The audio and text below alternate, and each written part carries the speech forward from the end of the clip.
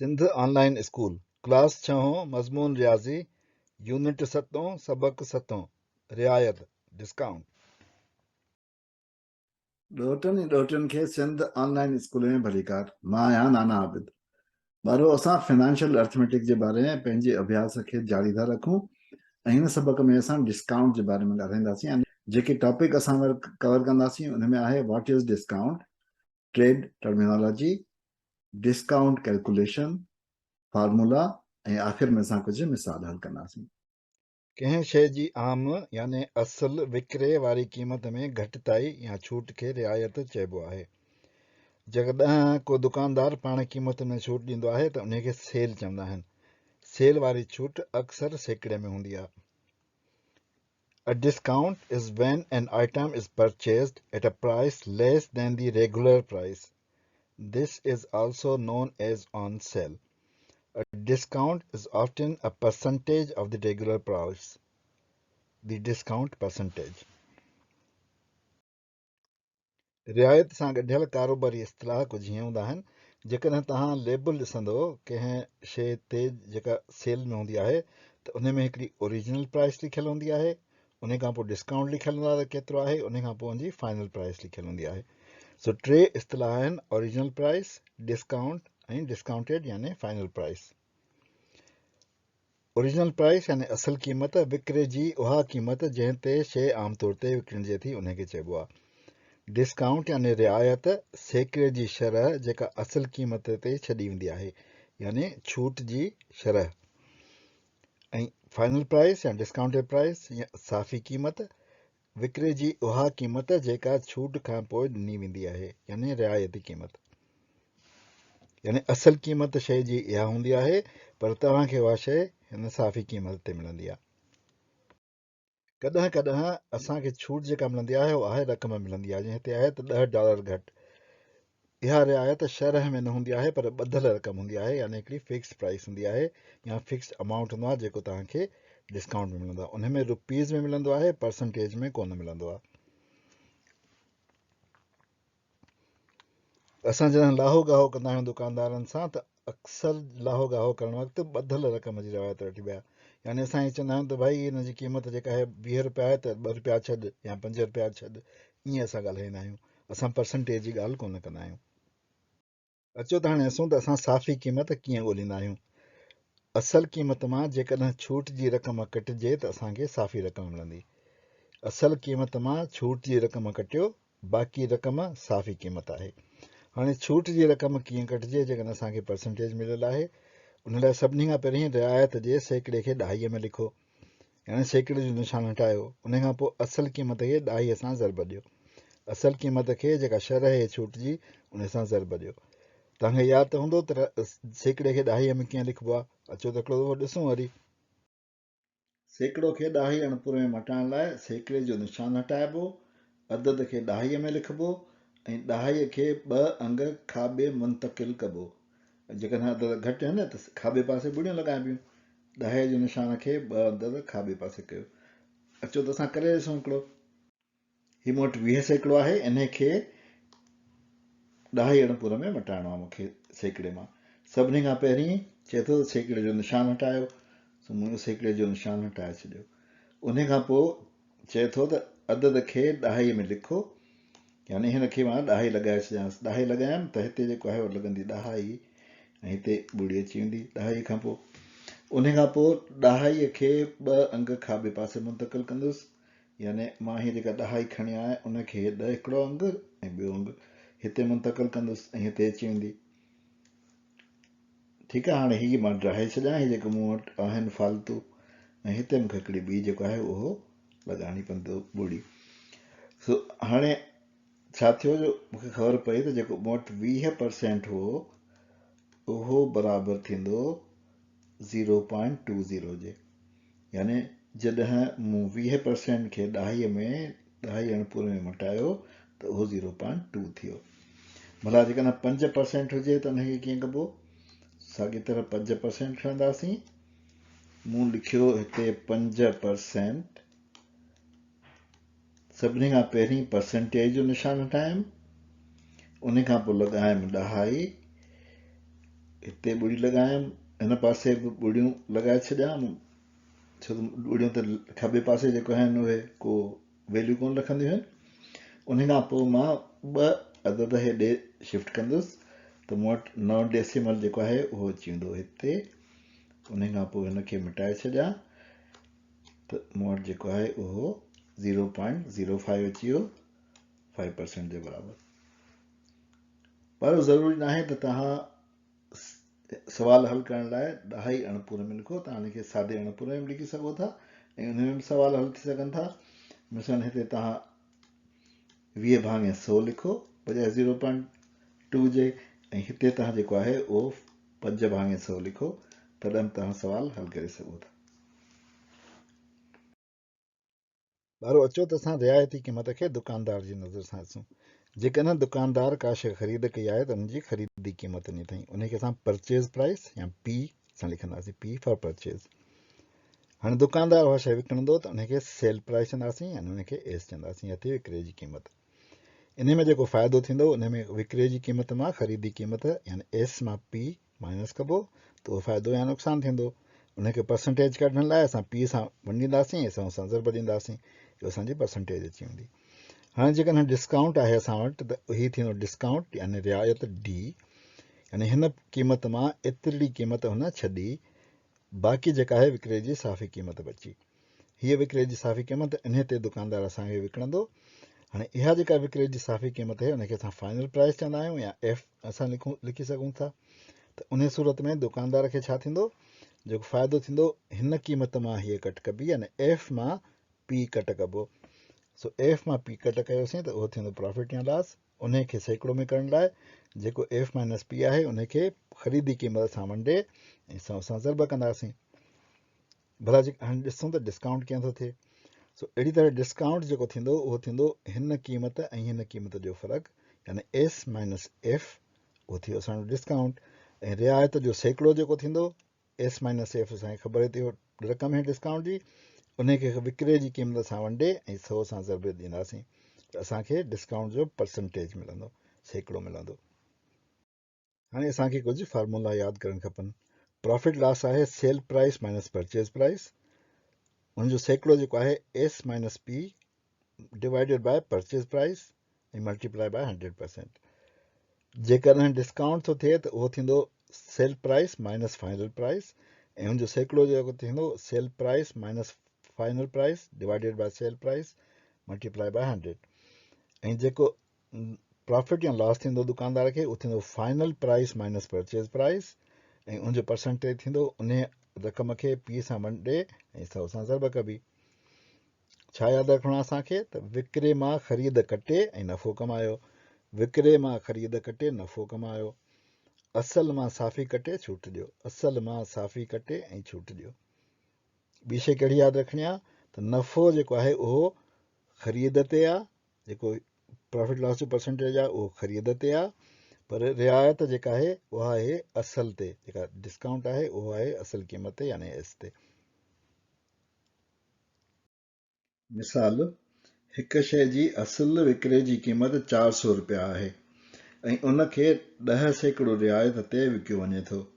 शइ जी साफ़ी विकिरे जी क़ीमत मालूम करियो। हाणे हिन में असांखे ॾिनल छा आहे, असल विकिरे जी क़ीमत जेका 400 रुपया आहे, हिनखे असां एस सां लिखंदा आहियूं सेल्स प्राइस, ऐं इन खां पोइ 10 सैकड़ो रिआयत डिस्काउंट जंहिंखे असां डी सां लिखंदा आहियूं।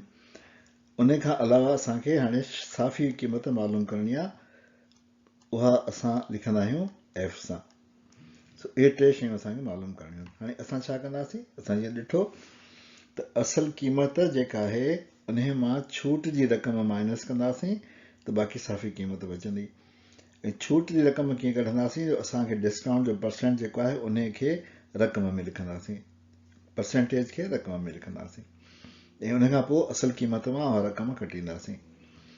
असां वटि असल क़ीमत आहे 400, छूट जी रक़म कीअं कढंदासीं, असांखे ख़बर आहे त रिआयत असांजी 10 सैकड़ो आहे, उन 10 सैकड़ो खे असां लिखंदासीं डेसिमल में,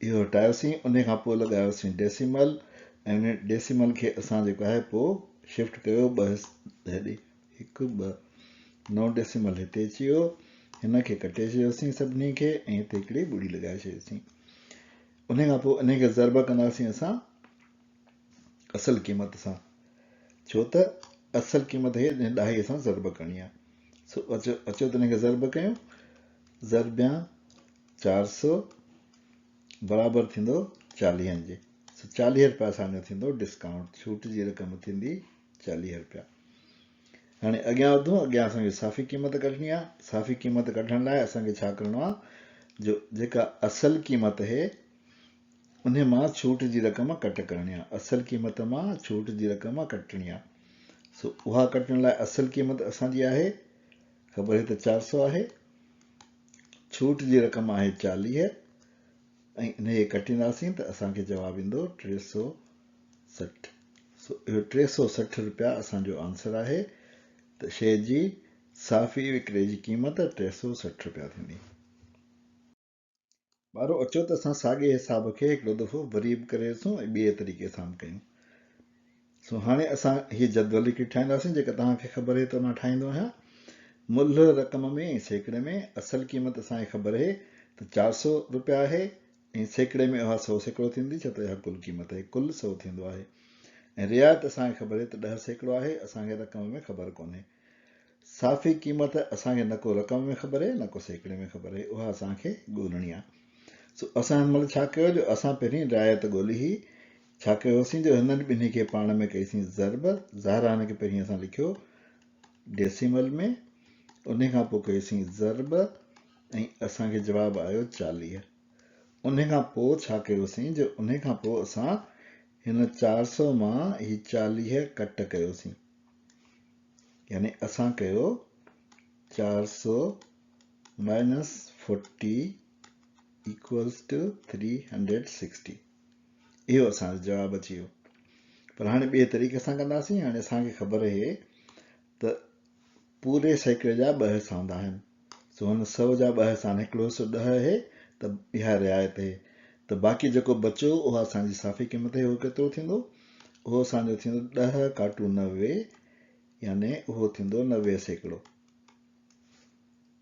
हाणे छा कंदासीं जो असांखे ख़बर आहे त साफ़ी क़ीमत जेका आहे उहा असल क़ीमत जे 90 सैकड़ो आहे त हाणे सादी असां ज़रब कंदासीं हिन जी ऐं हिन जी इहा जेका ज़रब थींदी उहा असांखे जवाबु ॾींदी असांजो पर ज़ाहिरा हिनखे असां पहिरीं लिखंदासीं 10 में उन खां पोइ असां 400 सां ज़रब कई असां वटि नाए चौंक 36 360 रुपया जवाबु आयो सो तव्हां ॾिसो त हिन तरीक़े सां कयो या हिन तरीक़े सां कयो जवाबु साॻियो अचे थो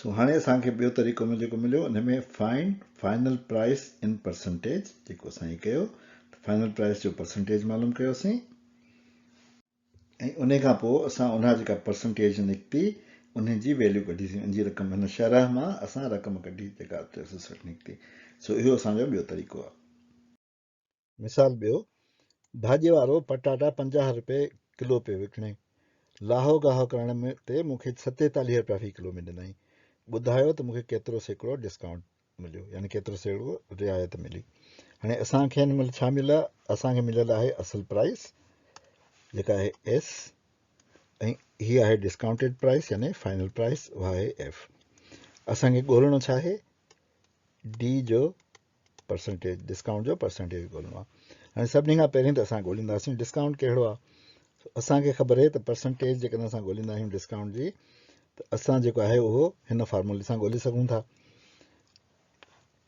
हिते मां छॾियां त डिस्काउंट ही आहे ॻोल्हणो आहे असांखे हाणे जेकॾहिं इहो असांखे ॻोल्हणो आहे त हिन में असांखे सौ सिधो ख़बर आहे ॿई शयूं ख़बर आहिनि असां हिनखे सौ सिधो ॻोल्हे सघूं था डी जेको आहे उहो बराबरि थींदो सेल प्राइस आहे 50 फाइनल प्राइस आहे 47 उनखे असां वंडींदासीं 50 सां ऐं ज़रब कंदासीं 100 सां हीअ थींदो मूं वटि 50 मां 47 विया बचा 3 भाङे 50 ज़रबिया 100 ॿुड़ी ॿुड़ी हली वई 1 50 50 50 10 ऐं बाक़ी बचियो 6 सैकड़ो इहो मुंहिंजो थियो जवाबु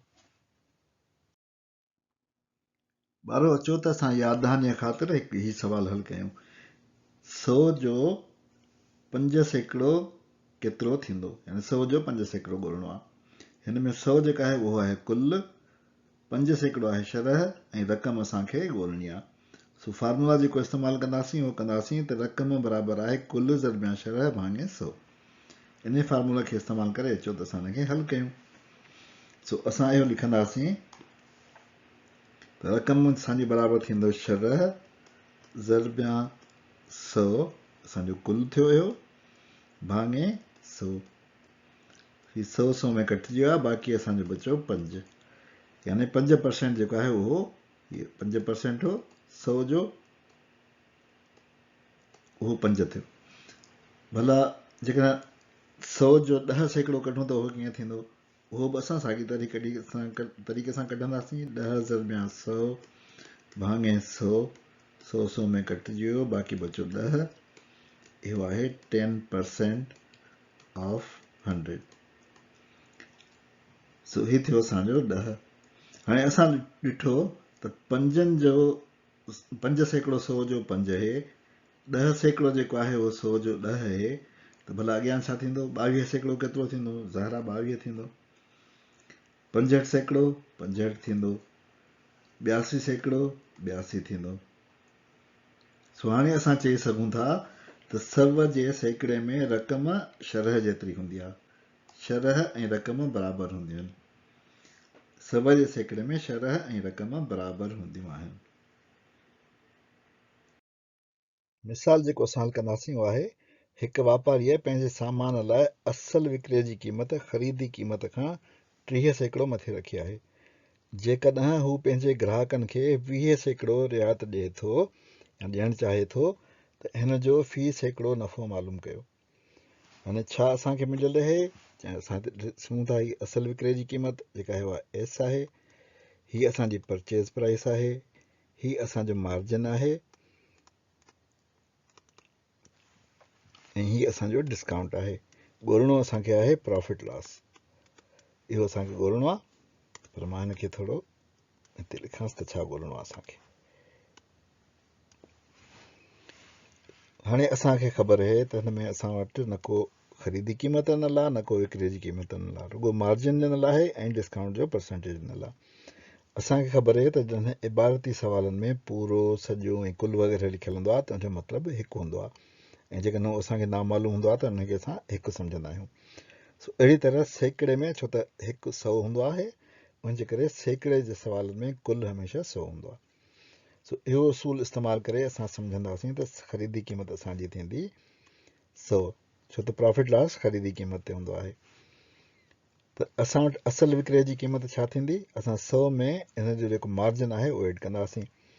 मार्जिन जेको रखियो आहे उन 30% रखियो आहे, त 30% 100 ते केतिरो थींदो, 100 ते असांखे ख़बर आहे त सैकड़ो जी शरह ऐं रक़म बराबरि हूंदियूं आहिनि।